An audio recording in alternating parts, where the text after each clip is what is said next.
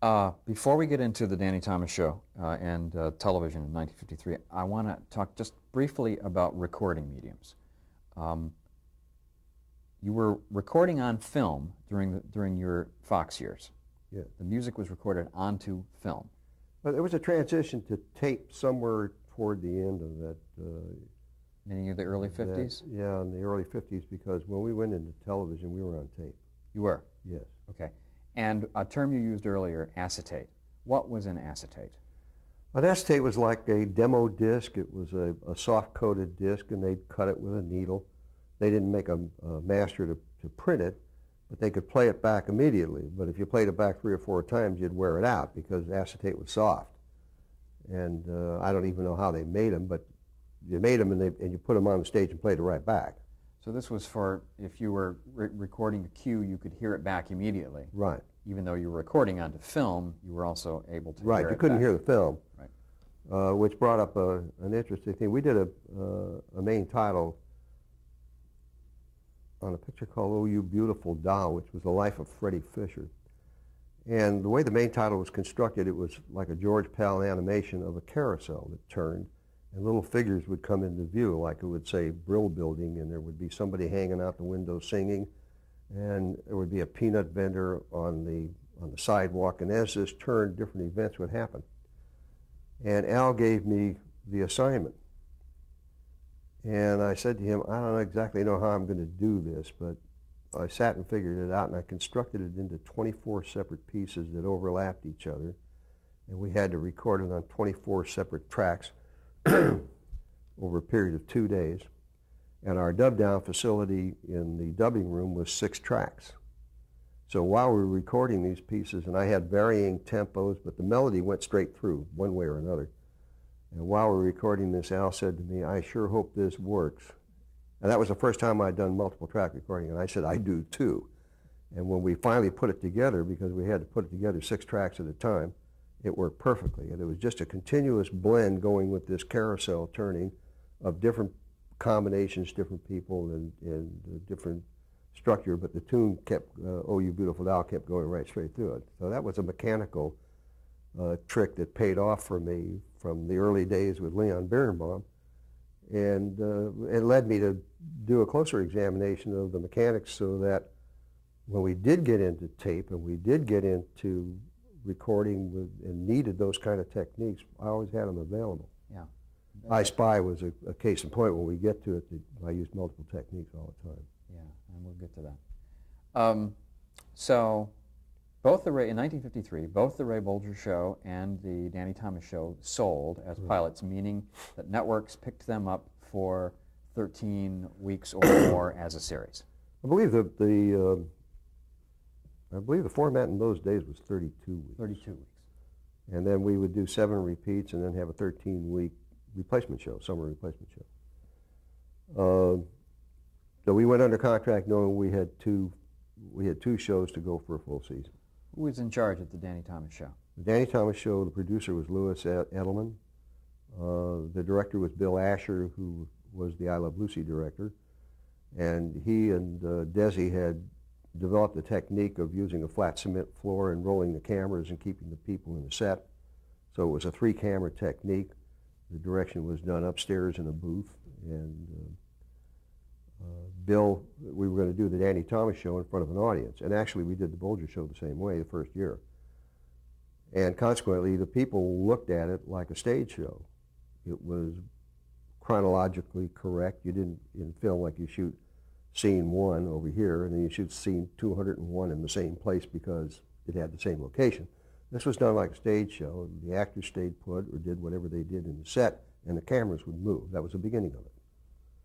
And Bill directed the first 6 shows, and then Sheldon Leonard appeared on the scene. So then you met Sheldon 6 weeks into the run of the Danny Thomas Show. Yeah. Do you recall anything about your first meeting with Sheldon Leonard? Yeah, you bet. I came in because I used to come in, cover the set final rehearsal day. Wally Pop, who was Danny's accompanist, would give us the layout of the arrangements, and Herbie would make the arrangements while I scored the first show that we did.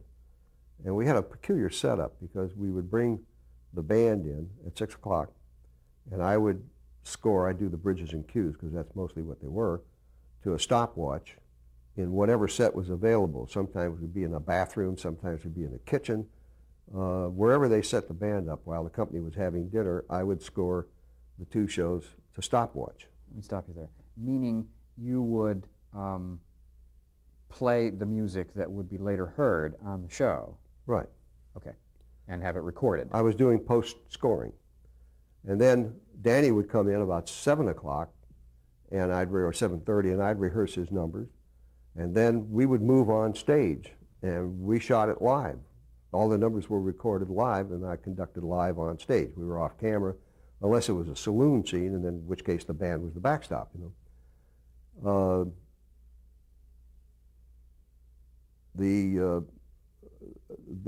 The show was done instantaneously, because if Danny made a goof or if I got lost or whatever, we'd stop, we'd start over, and we'd have to do the number over again in its entirety, you know. So it was a live post-scoring technique where we were doing today's show and recording 2 shows from 2 weeks ago. Sheldon, I came in one day to cover the set, and Bill Asher said to me, "Do you know the new director?" And I said, "What's the matter with the old director?" And he said, "The old director is going back to I Love Lucy." So I said, "No, who's the director?" And he said, "Sheldon Leonard. Do you know him?" I said, "No, I know who he is, and I've seen him on the set. I thought he was going to act in the show." So you knew Sheldon from his career as an actor? From his career as an actor, But yes. you didn't know him personally? I did not know him personally. Okay. And he said, well, he is going to do some acting. He's going to play Danny's agent, but he's going to direct the show. He said, "You ought to meet him. He's a great guy." So he took me over and introduced me to Sheldon.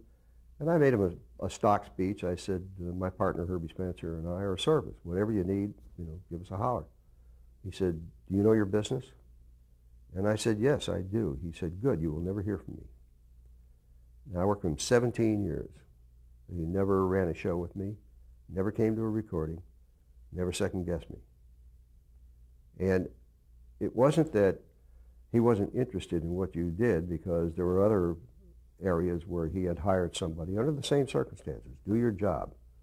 I will not second-guess you. I won't bother you, you know, in parentheses. And if they didn't do their job, he fired them and got somebody to do the job. But he didn't micromanage people. He concentrated all of his career on script and cast. And one day we traveled together. We became very close friends. We were sitting with our feet up on a rail somewhere having a drink, and I said to him, "How come you're not really interested in the technical aspect of what I do?" And he said, "Look, you're the musician. I worry about scripts and cast, and I depend upon you to take care of what you do, and so don't bother me. I don't want to learn how to do that, because if I did, then I'd have to ask you. I'd know I'd be asking you to do something impossible in not enough time." And it was a great philosophy, because everybody who worked for him revered him, because he didn't micromanage him. And that didn't mean he didn't have an opinion about what you were doing. But in my particular case with music, that one he left alone. Script, casting, that was a different thing. There was no period of sort of building up a level of trust on his part? Or do you think he just heard what you did immediately, liked it, and let it go? So that's a really hard question to answer. I think I probably think he started out saying, "That guy knows his business, let me see what he can do." And once he found out that he didn't have to worry about you, he didn't worry about you. It's a chicken and the egg kind of thing. Yeah. When if he had an Aaron Rubin producing the Andy Griffith Show, he knew Aaron was a producer-writer. Don't forget, in our structure of all of the T&L shows, Thomas Leonard shows, and we had a post-production company, we used to sit down and book our stages a season in advance. And if a show was supposed to be turned over on Thursday by a producer, it was turned over on Thursday. And there were no committees, because the producer, Aaron Rubin, in the case of Griffith, was the producer-writer, story consultant. Carl Reiner was the producer, story consultant. Friedkin and Fine were the producer, story consultants. On these various Thomas Leonard shows. Yeah, so His operation, when he was the executive producer, he had final script approval, and he used to spend his weekends making the changes on the scripts and doing the casting. But he trusted his producers, and you never wasted time. If you wanted to do something, I'd go talk to whoever was the producer and say, look, I think we ought to do such and such, or he would ask me, what should we do? And I'd say, let's do this. And that was the end of it. You didn't have to get 19 people together to discuss something. So things could be scheduled that far in advance, yes. And there would be no hemming and hawing or multiple committee decisions. No, and that's a habit. It's just as easy, I would think, for a writer to say, I have to have this script in a certain time, and get used to the idea that that was the time he had to have the script in. You couldn't call up and say, listen, I need another week. They say, we're going to be on the air before that. We need it now, when you promised it. And it becomes a habit. It's a discipline that I think is missing in the industry today, and I think it's been a direct factor in the rising costs. In 1953, how big a power was Danny Thomas? Was he a co-owner of the show? And was he someone you yes. Was he someone you reported to? Or no, not? he wasn't active in that sense. Danny, early on, the show was, when it was a success, he sold a strip version of it, or William Morris Agency sold a strip, the daytime stripping of it 5 days a week, and he picked up something like $7.5 million. And he became the bank, because you could do a pilot in those days for $35,000. The hooker was that you had to have 13 shows in the can before you went on the air, and somebody had to pay for it.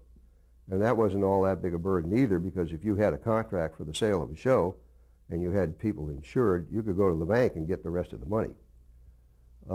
Danny wound up as a producing entity, owning half, as I understand, I'm not sure of the percentages, Griffith, Dick Van Dyke, the Real McCoys, My Favorite Martian, Wyatt Earp, and all of these productions that the William Morris Agency was using him as a bank.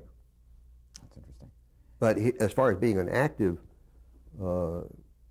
party in the picture, Danny was not really very visible. He was busy doing his show. And on his show, did you discuss, to what degree would you discuss musical matters with Danny? Probably never. Wally Pop, who was a dear man, was his accompanist, and he was on the stage every day, and then we'd get together, either Herbie or I would get together, and we'd take the routine. A lot of the things started with Danny at the piano. Wally'd be playing off stage, and the orchestra would sneak in and so forth. And occasionally we'd do something piano only, and Lou Edelman or Danny would say, why don't we add the orchestra to that? And we would. We'd do it with a record, because we were recording on stage. We had no facilities. I didn't, for 11 years, I never saw Danny, unless we were in a saloon background or something where I'd conduct visibly with him. So were you on screen much? Well, we did, he probably did, out of 39 shows, he might have done 8 in the nightclub. Right, which was, he was a nightclub singer in the show. Well, he was a nightclub entertainer, a comic, and he would sing a number, and the band would be the backstop. That was the prop. And you'd be on? I'd be on stage conducting, yeah. Okay. How big was the band? 12. And that would be not only for whatever numbers the nightclub was playing, but for the scoring, as well. For the scoring, too, yeah. Who came up with the notion of using Danny Boy as the theme for the series?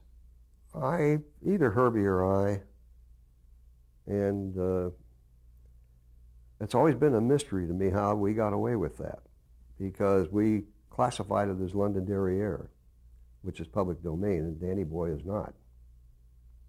I don't think. How interesting. So then London Derriere is officially... London Derriere is the piece of thematic material that we use, which is in the original version of it. I guess it must be public domain long ago. It was a Welsh air, I think, or an English air. And we used London Derriere. Just happened to sound like Danny Boy. Yeah, of course. I understand Sheldon had a philosophy about scoring every show of his. It seems to me that in that period of time, the 50s and certainly into the 60s, you could score a certain number of television shows in a series, but you could also track the rest of the series, meaning use musical material that was composed originally for an earlier show, but use it later. Did Sheldon have a philosophy about reusing musical He material? did, yes. Actually, you could use track for every show because it came about as a strike, as a result of a strike. And track libraries, sprang up everywhere, mostly recorded in Europe and brought back over here. A show like Danny Thomas, a show like I Love Lucy, we're kind of stuck with using live music because Desi performed and Danny performed. Right. And we had many people on the show who also performed. And Sheldon liked the idea that the music was tailored for the show. While most of it were bridges and cues, there were times when we had 2- and 3-minute sequences that we scored. His philosophy was track was kind of like wearing somebody else's underwear. He wasn't comfortable with it. And Sheldon was always a class act. I mean, if there was a point to be gained by having something better than the next guy, he wanted that point. He invested it in actors, he invested it in writers, he invested it in music. And of course, once he got into the habit of it, it became, that was the status quo of the Sheldon Leonard show. It was scored. I want to also clarify something I'm not clear about. You would have the band, would you do the Danny Thomas show like on a Friday night in front of a live audience? Do you recall? I've forgotten what night it was. Yes, it was done in front of a 300-person live audience. Do you recall where?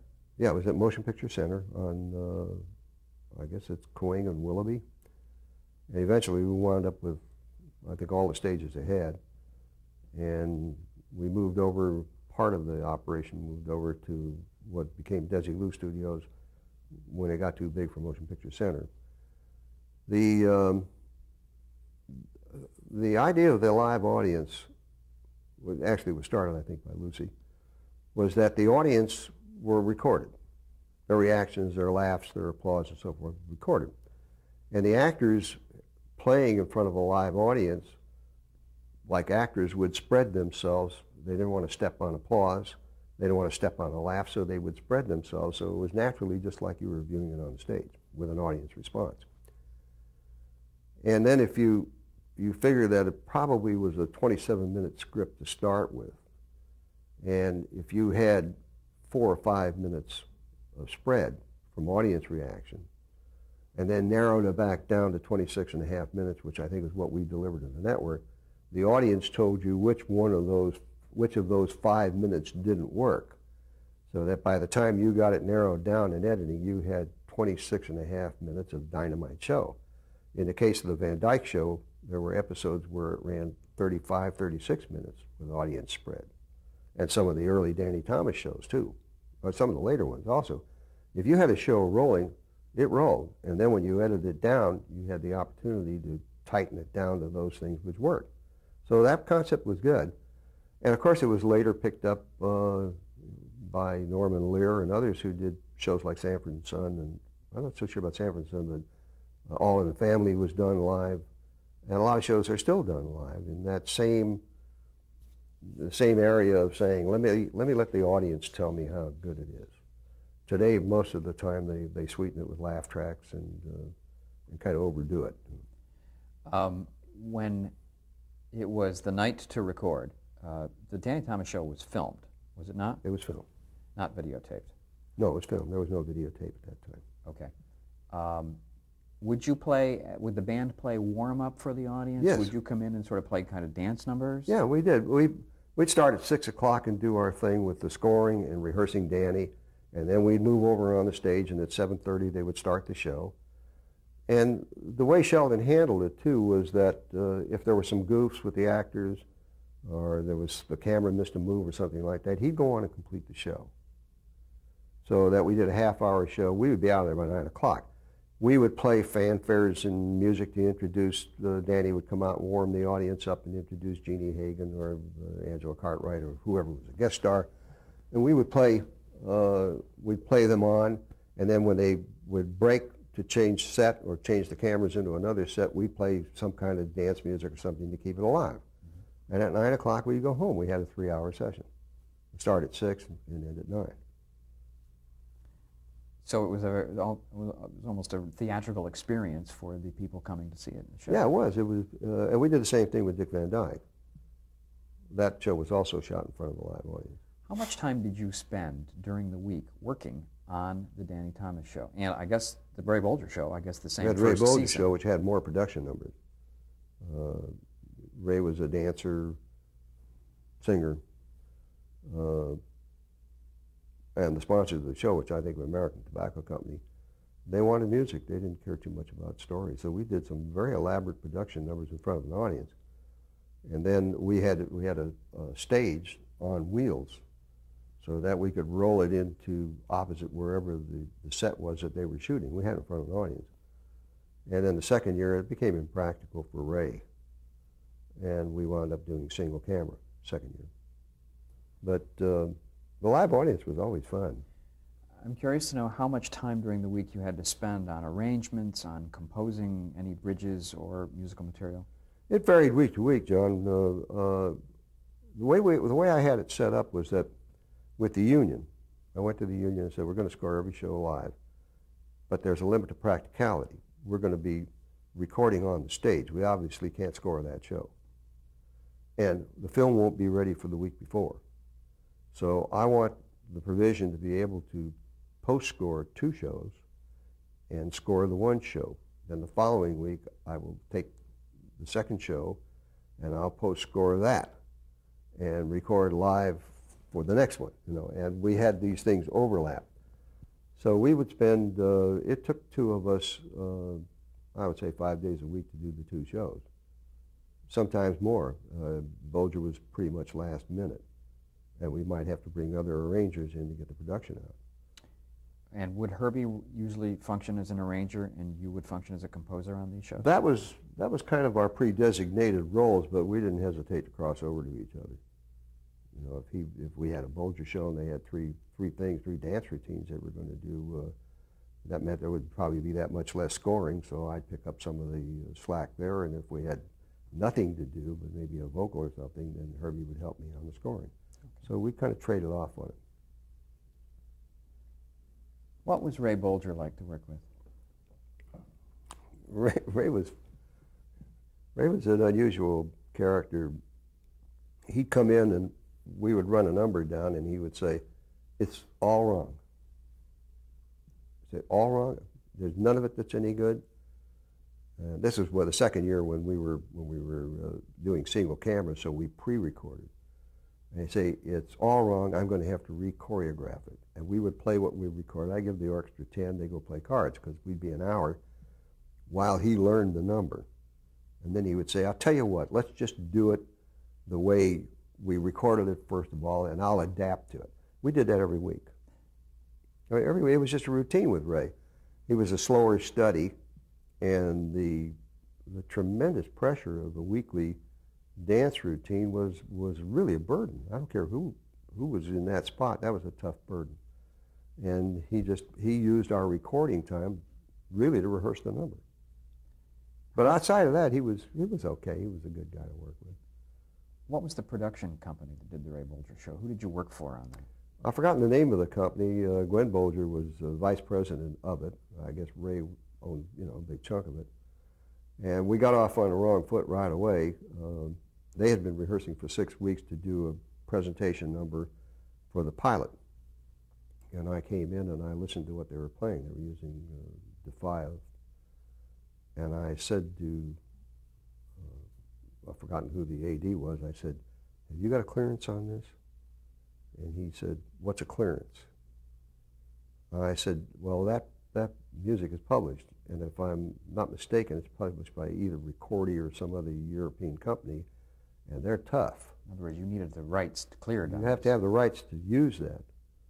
Oh, he said, "Well, I don't see that's a problem." I said, "Well, maybe it isn't, but it might be." And I called up the William Morris agency, and I said, "Have you got a clearance?" And they said, "What's a clearance?" And we went around and around. Finally, we wired the publisher in Europe, and they wired back and said, "Absolutely not. There's no way you're going to do a comedy dance to this. Forget it." And I had to come in and tell Ray about that. And he said, "Well, we've been working 6 weeks on it." I said, "Ray, you're not going to put it on film." So we wound up using a PD Hungarian dance. They had to spend a lot of time doing it over again. But that was lack of knowledge on the part of the production companies. That's, you know, you're talking early television. Yeah. It didn't occur to them that they needed to Never clear occurred to things? anybody. And I ran into it much later on too in other ways where we would all of a sudden find out they're whistling some tune that they hadn't cleared, or somebody sitting down playing at the piano and hadn't cleared it. You can't do that.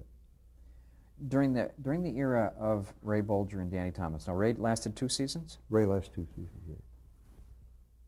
Could you and Herbie split the work up enough that you could work a 5-day week, or were you working a lot around the clock, 7 days? Was it that intense a work schedule? It didn't really group out that way, John. There would be times when we'd have 2-3 days off, and then we would just crash it for 4 days because especially if we were doing production numbers, we wouldn't have the production numbers, and they wouldn't have them finished. And once we had a profile of what we had to do, we'd go to work. Well, if we'd lost 3 days in front, then we just had to make it up and back. So it was pretty much last minute. Yeah. And there was never really any way around it. When you were doing heavy-duty musical numbers, who would you work with in terms of calling the shots, making the decisions about what numbers to use, how to stage them, that kind of thing? Well, Ray and Gwen called the shots on what numbers they were going to do. He had 2 people. He had a choreographer, a girl by the name of Sylvia Lewis, who was a wonderful dancer, and a male dancer who was a great dancer by the name of Maurice Kelly. And Sylvia and Maurice would stage the number. And we had a rehearsal piano player on, and the rehearsal piano player would take down what they were doing while they were doing it, and then eventually we'd meet with Sylvia and Maury and the piano player, and we would work out what the routine was, and we'd go to work and do it. And then the first time Ray heard it was when it was in the orchestra, outside of the rehearsal piano. How big was the orchestra on Ray Bolger? We had 12 men, but we had a different 12. On the Danny Thomas show, I was using 3 brass, 3 saxes, 3 violins. We dispensed with that, and we had a little bit more brass. And it was about a 12 to 14 piece orchestra. It varied from week to week. Okay. But we did the same format the first year, which was to score the shows beforehand. We're talking about Danny Thomas now? No, we're talking about Ray Bolger. Okay. We used the same format that we did on Danny, and then we moved over to the stage and played them on, and then we did the numbers live on our rolling bandstand. And when it came to single camera, then we pre-recorded the numbers, and we were no longer present on the stage. When the cameras were rolling and you were shooting, was there a high level of energy and sort of maybe pressure and excitement associated with doing this and committing it to film, in the thought being, let's try to get this right the first time? Yes. I think everybody responds to an audience.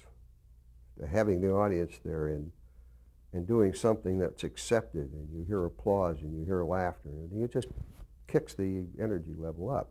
Everybody starts to respond to it, and I think the performances are better, both in music and in the acting.